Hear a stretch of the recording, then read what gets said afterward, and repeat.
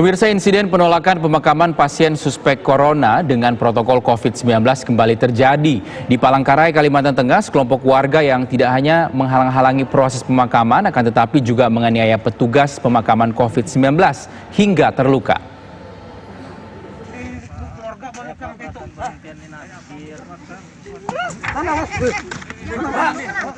Inilah video kericuan antara keluarga pasien suspek corona dengan petugas pemakaman yang viral di media sosial. Insiden ini terjadi pada Selasa sore kemarin di dalam area pemakaman KM 12 Palangkaraya, Kalimantan Tengah. Sekelompok warga tidak hanya menghalang-halangi proses pemakaman, akan tetapi juga melakukan pemukulan terhadap 2 orang petugas pemakaman COVID-19 yang menggunakan alat pelindung diri.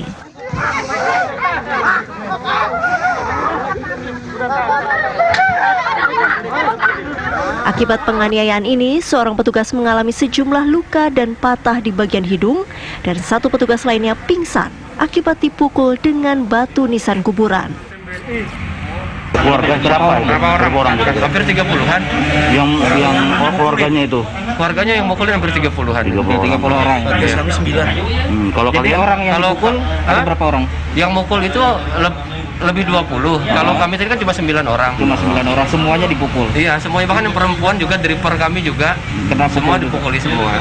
Siapa yang mukul itu dari pihak keluarga yang? Dari pihak keluarga yang. Siapa jenazah itu? Kenapa? Jenazah itu warga mana? Kita kurang tahu. Kami kurang tahu alamatnya karena kami cuma makamkan ya sudah gitu kan, protokol COVID. Dari Doris ya? Dari PKU Muhammadiyah. Menurut Satgas COVID-19 Palangkaraya, insiden pemukulan ini terjadi karena keluarga tidak terima atas penanganan pemakaman salah satu anggota keluarganya dengan menggunakan protokol COVID.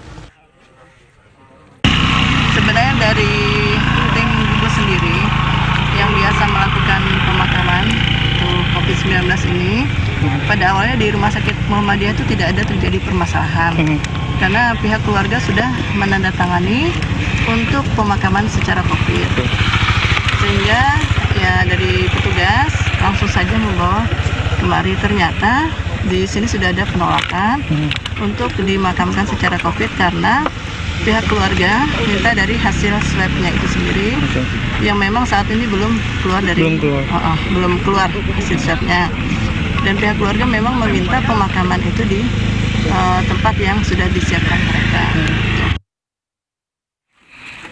Tim Satgas Penanganan COVID-19 Kota Palangkaraya masih melakukan penelusuran terhadap insiden pemukulan ini. Tim Satgas juga akan melanjutkan ke proses hukum, mengingat sudah ada tindakan penganiayaan yang mengakibatkan petugas terluka. Dari Palangkaraya, Kalimantan Tengah, Agung Supriyanto, TV One mengabarkan. Lalu seperti apa perkembangan kasus insiden penolakan pemakaman pasien suspek corona di Palangkaraya? Sudah bergabung bersama kami Kapolresta Palangkaraya Kombes Pol Dwi Tunggal Jaladri. Selamat sore Pak Kapolres. Selamat sore Pak. Pak Kapolres, bisa dijelaskan seperti apa kronologi penolakan pemakaman yang terjadi beberapa waktu lalu? Jadi perlu kami sampaikan, terjadinya penolakan ini itu bahwasannya dari pihak keluarga setelah korban almarhum dinyatakan meninggal, itu pihak korban sudah menandatangani untuk pemakaman secara COVID. Sesampai di TPU Muslim di kilometer 12, itu pihak keluarga meminta bahwasannya almarhum dimakamkan di lokasi pemakaman yang sudah disiapkan oleh keluarga almarhum, yaitu yang berjarak kurang lebih 100 meter. Terjadi penganiayaan adalah ketidaksinkronan antara permintaan daripada keluarga dan apa yang dilakukan oleh satuan gugus tugas ini. Sehingga setelah kejadian tersebut, para korban ini melapor ke Polresta Palangkaraya, kami beserta seluruh perwira mendatangi ke kilometer 12 di TPU, dan kami berbicara dengan suami almarhum dan para keluarga, dan kami negosiasi di situ, dan bahwasanya memang tidak ada untuk niat untuk membuka hanya untuk lokasi pemakamannya saja yang kurang lebih berjarak 100 meter. Dan hasil daripada setelah dilakukan pemakaman, selanjutnya para pelaku kami bawa ke Polresta Palangkaraya dan sudah kami amankan 5 orang pelaku. Dan kelima tersebut ada yang mengakui memukul dan ada juga yang mau memukul namun masih terhalang. Sehingga kami belum tetapkan tersangka. Sore ini akan kami karena pelapor dan korban kemarin itu setelah melapor mereka kembali karena ada yang merasa sakit, sehingga pagi ini sampai dengan siang ini kami lakukan pemeriksaan secara intensif. Setelah pemeriksaan intensif akan kami tetapkan sebagai tersangka. Demikian. Oh, berarti Pak Kapolres hingga saat ini belum ada tersangka yang ditetapkan dari 5 orang yang telah dibawa ke Polresta, seperti itu? Mereka sudah kami amankan dari semalam sampai dengan siang ini, dan mereka sudah mengakui perbuatannya, hanya kami belum memeriksa para korban dan saksi yang mengalami pemukulan.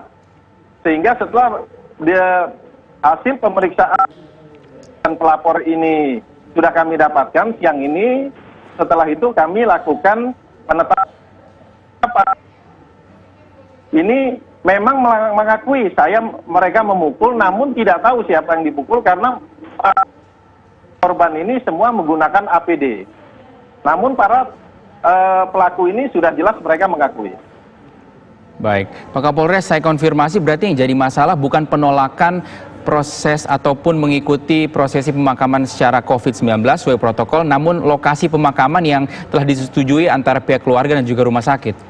Itu yang menjadi masalah. Jadi yang jadi permasalahan bahwasannya pihak keluarga, pertama kami datang sana, kami tanya kepada suami almarhum dan anak, kenapa kamu melakukan pemukulan, bahwasannya almarhum atau ibu para pelaku ini kenapa dimakamkan tidak dengan prosesi agama seperti disolatkan atau dibacakan Al-Quran namun langsung dikubur. Ini yang membuat mereka emosi, mungkin psikologis kejiwaan mereka. Namun setelah pemakaman sore hari sekitar tahun 17.30 yang dilakukan oleh petugas Polresta Palangkaraya dengan Disamapta Polda Kalteng, dan prosesi pemakaman itu dengan prosesi agama dan juga dengan adanya azan dan pembacaan ayat suci Al-Quran, semua berjalan dengan baik, dan para pelaku juga secara kooperatif mereka juga dibawa ke Polresta Palangkaraya untuk dilakukan pemeriksaan. Iya, Pak Kapolres, sedikit jerat hukum yang akan dikenakan kepada para pelaku ini nanti seperti apa? Jadi pasal yang akan kami kenakan yaitu pasal 351, yaitu pengayaan, dan 70 di mana ancamannya 6 bulan. Baik, terima kasih Kapolresta Palangkaraya Kombes Pol Dwi Tunggal Jaladri atas waktunya.